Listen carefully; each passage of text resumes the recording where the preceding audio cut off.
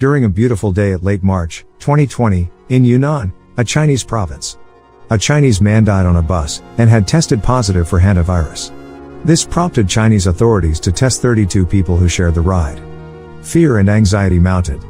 Many people believe this could trigger a second wave of global pandemic. But what is Hantavirus? And the bigger questions is, can it be transmitted the same way as COVID-19?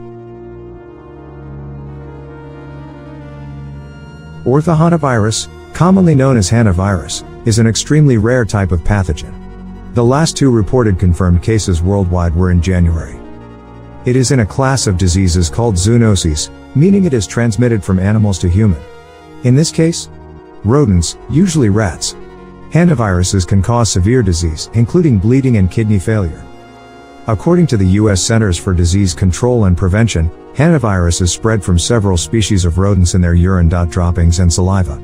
It is thought that transmission occurs when they breathe in air contaminated with the virus. Even when the infected cases are low, the Hantavirus can cause quite serious complications. According to the CDC, this virus is even more virulent than COVID-19, which sits at 38% mortality rate. Fortunately, they are quite containable. From data, there only had been 800 cases in the USA, as of 2018. However, in China, Hantavirus infections are more common. Unlike COVID-19, the Hantavirus cannot spread from person to person. This makes it very difficult to spread the virus far from the point of an original infection. Instead of human spread, rodents are the main culprits in these cases. Hantaviruses live their life cycle in rodents, but apparently do no harm. The viruses multiply and shed in the rodent's urine, feces, and saliva. There have possibly been a few rare exceptions to this rule in South America.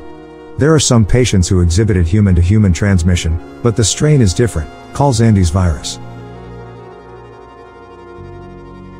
Hantavirus types differ in different regions of the world. Outbreaks in the US cause different serious symptoms from those in Europe and Asia. In the Americas, serious hantavirus infections usually take the form of HPS, a severe respiratory infection. HPS is found mainly in the Americas, including Canada, US, Argentina, Brazil, Chile, Panama, and others.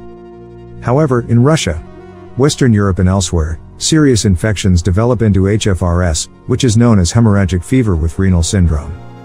The main difference is that the predominant symptoms in the late stages of disease vary somewhat between the two diseases, like lung fluid and shortness of breath in HPS, low blood pressure, fever, and kidney failure in HFRS. The vast majority of HPS and HFRS infections do not transfer from person to person. There is no vaccine available to protect against any hantaviruses today.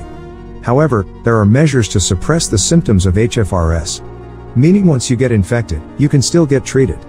But the older you are, the more likely it could be lethal. Because there is no vaccine, the best way to prevent hantavirus is to avoid close contact with rodents. The prevention measures include sealing up gaps and holes, placing traps, and keeping areas as clean and food-free as possible. But you should avoid direct contact with rodent fluid and discharge. The safest method of self-deterring the virus is using detergent to spray on the rodent discharge. Then wear a face mask and wipe it off completely, since there are known risks of airborne infection.